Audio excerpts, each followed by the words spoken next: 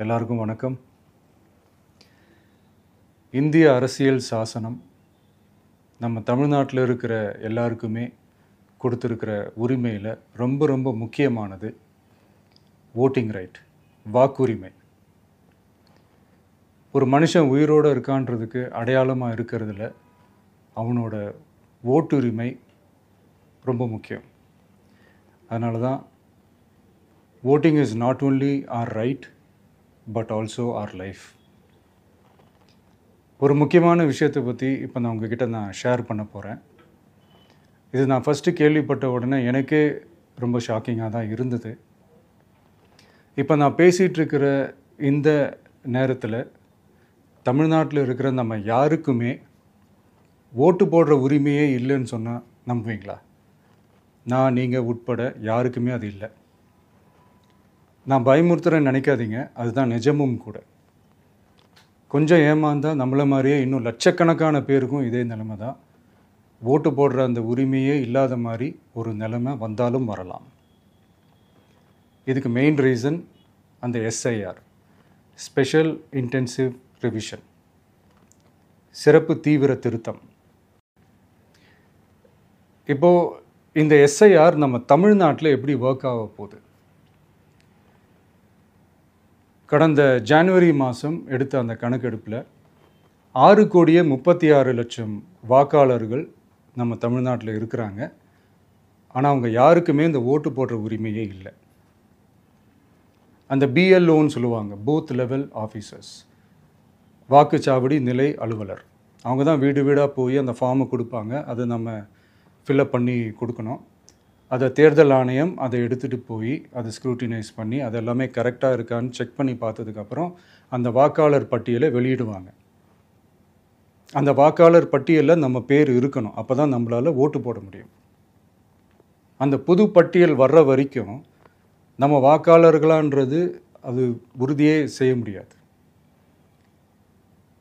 In case அந்த புது பட்டியலில் நம்ம பேர் இல்லைன்னா அது ஒரு தனி ப்ராசஸ், அது ஒரு தனி ஃபார்ம், அது ஒரு தனி கிளைம்ன்ற மாதிரி அது ஒரு வேறு வேலை. ஸோ இந்த மாதிரி நிறைய சிரமங்கள் குழப்பங்கள் இருக்கிறதுனால மக்களுக்கு இது மேலே ஒரு கன்ஃபியூஷன் ஒன்று இருக்குது. இது என்ன வெரிஃபிகேஷனா இல்லை ஒரு மறைமுக ரீரெஜிஸ்ட்ரேஷனா இல்லை இது வந்து ஒரு நியூ ரெஜிஸ்ட்ரேஷன் மாதிரியே தானா அப்படின்ற மாதிரி நிறைய கன்ஃபியூஷன் இருக்குது. அவங்க செய்ய வேண்டியதெல்லாம் ஒன்று தான். இந்த மாதிரி வீடு வீடாக போய் அந்த எனிமரேஷன் ஃபார்ம் நம்ம ஃபில்அப் பண்ணி கொடுக்கும்போது அதுக்கான அக்னாலேஜ்மெண்ட்டை அந்த பிஎல்ஓ அந்த ஆஃபீஸர்கிட்ட இருந்து நீங்கள் வாங்கிக்கணும். அது ரொம்ப ரொம்ப முக்கியம். இது நான் சொல்கிறது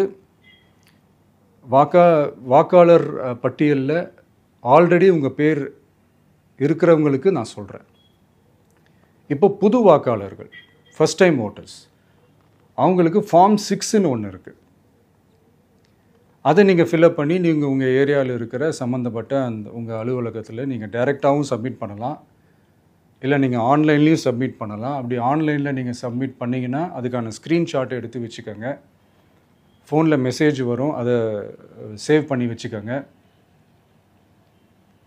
அப்ராடில் இருக்கிறவங்க கூட அந்த எஸ்ஐஆர் ஃபார்மை டவுன்லோட் பண்ணி நீங்கள் அதை ஃபில்அப் பண்ணி சப்மிட் பண்ணலாம். அதுக்கான அக்னாலேஜ்மெண்ட்டை வாங்கி வச்சுக்கோங்க. ரொம்ப முக்கியமாக உங்களோட பிஎல்ஓ அந்த ஆஃபீஸர் யாருன்னு தெரிஞ்சு வச்சுக்கோங்க. இந்த தேர்தல் ஆணையம் அந்த வெப்சைட்டில் போனீங்கன்னா அந்த பர்டிகுலர் பிஎல்ஓ ஆஃபீஸரோட ஃபோன் நம்பர் கூட நீங்கள் எடுத்து வச்சுக்கலாம். இன்கேஸ் உங்களை யாரையும் ரீச் பண்ணலை இல்லை உங்களுக்கு அந்த ஃபார்ம் கிடைக்கல அப்படின்னா நீங்கள் அவரை காண்டாக்ட் பண்ணி அந்த ஃபார்மை வாங்கி நீங்கள் ஃபில்அப் பண்ணி நீங்கள் சப்மிட் பண்ணலாம். ரொம்ப முக்கியமாக அதுக்கான அக்னாலேஜ்மெண்ட்டை வாங்கி வச்சுக்கோங்க. இது எல்லாமே சரியாக செஞ்சாலும் இந்த எஸ்ஐஆர் மேலே சில டவுட்ஸ் இருக்குது. அது என்னென்னா, இந்த 6,36,00,000 வாக்காளர்களுக்கு ஒருத்தர் விடாமல் இந்த ஒரே மாதத்துக்குள்ளே எப்படி எல்லாருக்குமே அந்த ஃபார்ம் போய் ரீச் ஆகும்? ஒன்று. ரெண்டாவது, நீங்கள் வரும்போது வீட்டை பூட்டிட்டு வேலைக்கு போயிட்டு என்ன பண்ணுறது? இப்போ நீங்கள் வருவீங்கன்றதுக்காக வேலையெல்லாம் விட்டுட்டு வீட்டுக்குள்ளேயே உட்காந்துட்ருக்கணுமா? ஸோ இதில் மெயினாக பாதிக்கப்பட போகிறது உழைக்கிற மக்கள், ஏழைகள், வேலைக்கு போகிற பெண்கள். இவங்களுக்கு யார் கரெக்டான அந்த பதில் சொல்ல போகிறது? ஒரு நியாயமான எஸ்ஐஆர்னால் என்ன நடக்கணும்? இப்போது இறந்து போனவங்கள மார்க் பண்ணி அதுலேருந்து டிலீட் பண்ணணும். இப்போ போலி வாக்காளர்கள் இருந்தாங்கன்னா அவங்கள மார்க் பண்ணி டிலீட் பண்ணணும். இப்போ ஆல்ரெடி ஓட்டு இருக்கிறவங்களுக்கு எதுக்கு இந்த ரெஜிஸ்ட்ரேஷன் என்ற பேரில் இவ்வளவு குழப்பங்கள் அப்படின்றது தான் எங்கள் கேள்வி. இப்போ புதுசாக வர்ற வாக்காளர்களையோ இல்லை ஓட்டு இல்லாதவங்களையோ சேர்த்தா பத்தாதா? இப்போ ரீசெண்டாக நடந்த இப்போ எலெக்ஷன் 2021, 24 எப்படி எல்லாருமே ஓட்டு போட்டோம்? அதில் ஓட்டு போட்டவங்க கூட இப்போ புதுசாக ரெஜிஸ்டர் பண்ணணும்னா அது ஏன் அந்த கன்ஃபியூஷன் அப்படின்றதான் நாங்கள் கேட்குறோம். அதனால தான் நாங்கள் எஸ்ஐஆரை எதிர்க்கிறோம். இப்போ புதுசாக சில கம்ப்ளைண்ட்ஸ்லாம் வர ஆரம்பிக்குது. அது என்னென்னா முக்கியமாக நம்மளுடைய டிவிகே தோழர்களுக்கு அந்த ஃபார்ம் கிடைக்க மாட்டேங்குது, கொடுக்க மாட்டேன்றாங்க அப்படின்ற சில கம்ப்ளைண்ட்ஸ். இது யார் பண்ணுறாங்க அப்படின்றது நான் தான் சொல்லி தெரிய வேணும்னு ஒன்றும் அவசியம் இல்லை உங்களுக்கு. இப்போ இருக்கிற ஆட்சியாளர்கள் அவங்களுக்கு கைப்பாவையாக இருக்கக்கூடிய சில பேர் வந்து இதை செய்ய ஸ்டார்ட் பண்ணியிருக்கிறாங்க. அதனால் மைடியர் வர்ச்சுவல் வாரியர்ஸ், இதை வந்து சாதாரணமாக எடுத்துக்காதீங்க. இது எல்லாருக்குமே அந்த ஃபார்ம் போய் ரீச் ஆகணும். இதில் ரொம்ப உறுதியாக இருங்க. அதையும் மீறி உங்களுக்கு அந்த ஃபார்ம் கிடைக்கலன்னா இருக்கவே இருக்கும் ஆன்லைன். தேர்தல் ஆணையம் அந்த வெப்சைட்டில் போய் அந்த ஃபார்மை டவுன்லோட் பண்ணி நீங்கள் ஃபில்அப் பண்ணி சப்மிட் பண்ணலாம். உங்கள் வீட்டில் இருக்கிறவங்களுக்கு நீங்கள் செஞ்சு கொடுங்க, பக்கத்து வீட்டில் இருக்கிறவங்களுக்கு செஞ்சு கொடுங்க, தெரிஞ்சவங்களுக்கு, தெரியாதவங்களுக்கு, பழகினவங்களுக்கு, பழகாதவங்களுக்கு எல்லாருக்குமே நீங்கள் தயவு செஞ்சு கொடுங்க. அண்ட் ரொம்ப முக்கியமாக நம்ம ஜென்சி கிட்ஸ், நம்ம ஃபஸ்ட் டைம் ஓட்டர்ஸ், நம்ம புது வாக்காளர்கள், நம்ம நண்பா நண்பிகள், அவங்க ரொம்ப கேர்ஃபுல்லாக இருக்கணும். நான் ஆல்ரெடி சொன்ன மாதிரி உங்களுக்கான ஃபார்ம், அந்த ஃபார்ம் நம்பர் 6, அதை கரெக்டான டீட்டெயில்ஸோட கரெக்டான உங்கள் டாக்குமெண்ட்ஸை வச்சு அதை சப்மிட் பண்ணுங்கள். ஏன்னா வரப்போகிற தேர்தலில் நீங்கள் தான், அந்த ஜென்சி வாக்காளர்கள் தான் மிக முக்கியமான ஒரு ஃபோர்ஸ் அப்படின்றது எல்லாருக்குமே தெரிஞ்ச ஒரு விஷயம்.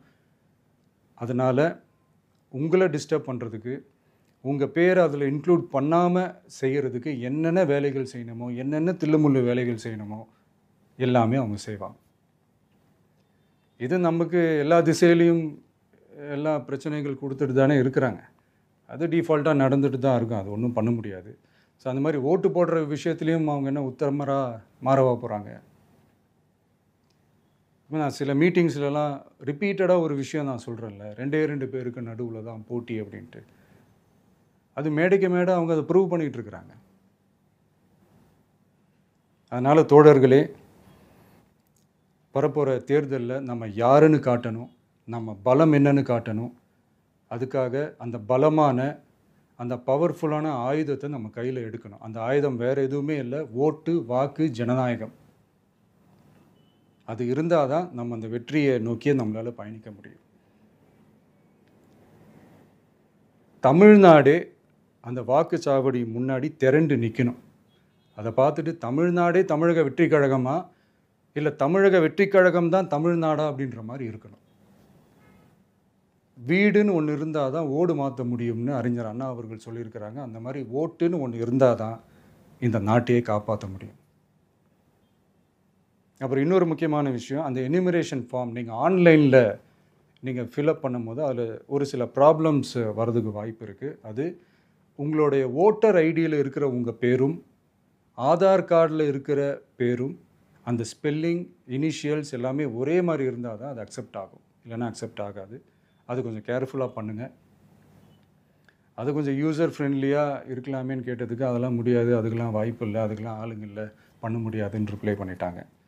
ஸோ அதனால் மைடியர் டிவிகே தோழர்களே, மைடியர் ஜென்சி படை பலமே, உஷாராக இருங்க, கான்ஃபிடெண்ட்டாக இருங்க. நல்லதே நடக்கும். வெற்றி நிச்சயம். மீண்டும் சந்திக்கும் வரை நன்றி, வணக்கம்.